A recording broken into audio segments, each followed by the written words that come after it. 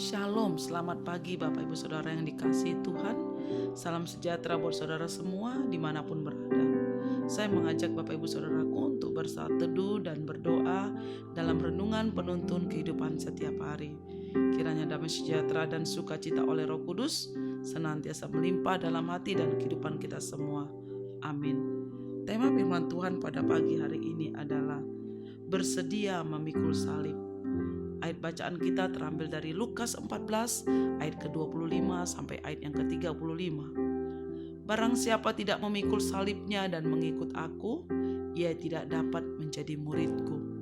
Lukas 14 ayat 27. Saudara, ini adalah suatu hal yang mutlak bagi kita sebagai anak Tuhan, yang menjadi syarat yang Tuhan berikan untuk kita menjadi murid Tuhan, yaitu kita memikul salib di dalam kehidupan kita.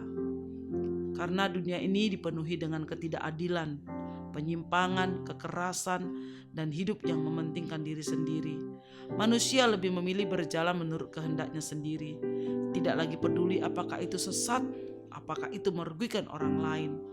Ketika diperhadapkan pada fenomena ini, haruskah orang percaya mengikuti jejak orang dunia dengan pola kehidupan yang bertentangan dengan kebenaran, ataukah tetap teguh meneladani Kristus hidup? Mari kita jawab masing-masing dalam kehidupan kita, Bapak Ibu Saudaraku. Tuhan Yesus berkata, "Kepadamu akan kuberikan kunci kerajaan sorga." Matius 16 ayat 19a. Namun kunci itu tidak ia berikan kepada semua orang, hanya kepada mereka yang bersedia untuk membayar harga, yaitu dengan memikul salib dan mengikut Tuhan Yesus. Mengikut salib berarti bersedia untuk menyangkal dirinya sendiri. Itu tidak mudah, saudara, karena kehendak dan kemauan kita cenderung berlawanan dengan kehendak Tuhan.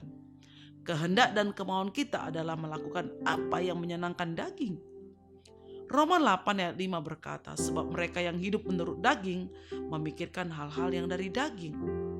Saudara, untuk layak disebut menjadi murid Tuhan atau murid Kristus, tidak ada jalan lain selain harus melawan keinginan daging. Sakit memang, namun rasa sakit itu tidak sebanding dengan penderitaan Tuhan Yesus yang sudah memikul salibnya. Dan salib yang dipikul Tuhan Yesus adalah masalah terberat yang dihadapi oleh seluruh umat manusia, yaitu dosa. Dan dialah yang memikul kelemahan kita dan menanggung penyakit kita. Matius 8 ayat 17. Bahkan Tuhan Yesus rela mencucurkan darahnya dan mati bagi kita di kayu salib.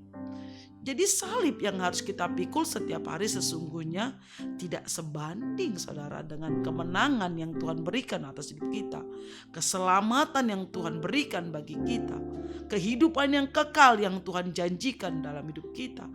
Bahkan kita akan menjadi warga kerajaan sorga. Kita akan hidup bersama dengan Tuhan selamanya. Kita akan mengalami kesembuhan, kita akan mengalami kemenangan, pertolongan Tuhan ada. Karena karya salib Tuhan itu membuktikan, itu sudah dinyatakan bahwa itu yang dapat menyelamatkan kita dari dosa. Yang seharusnya kita mati binasa, tapi kita diberikan kehidupan yang kekal. Itu adalah karya salib Tuhan yang terbesar dalam kehidupan kita. Memikul salib juga berarti rela menderita karena kebenaran. Tuhan Yesus berkata, "Berbahagialah orang yang dianiaya oleh sebab kebenaran, karena merekalah yang mempunyai kerajaan sorga. Berbahagialah kamu jika karena aku kamu dicela dan dianiaya, dan kepadamu difitnahkan segala yang jahat. Bersukacita dan bergembiralah, karena upahmu besar di sorga. Sebab demikian juga telah dianiaya nabi-nabi yang sebelum kamu." Yaitu Matius 5 ayat 10-12.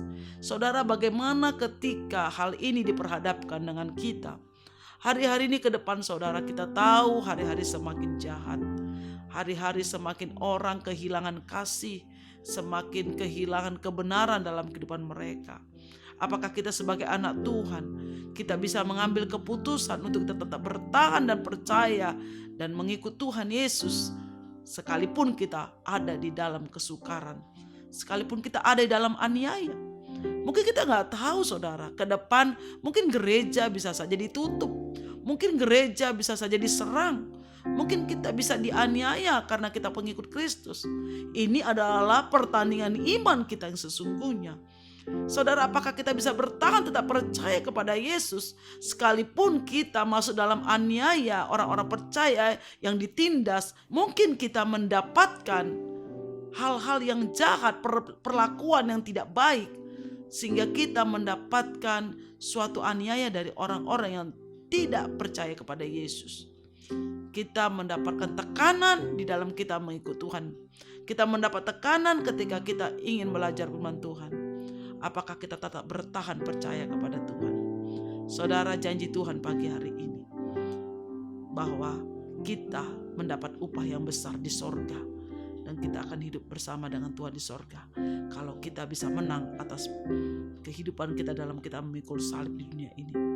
Saudara, saya katakan pagi hari ini tetap bertahan dan tetap percaya, karena Yesus adalah satu-satunya jalan keselamatan bagi kita semua untuk kita masuk surga. Dialah jalan kebenaran dan hidup yang kekal, karena tetap percaya dan setia kepada Tuhan sampai Dia datang menjemput kita. Barang siapa menjadi milik Kristus Yesus, ia telah menyalibkan daging dengan segala hawa nafsu dan keinginannya. Galatia 5 ayat 24. Amin. Mari kita berdoa. Bapa di surga, kami mengucap syukur untuk firman pagi hari ini.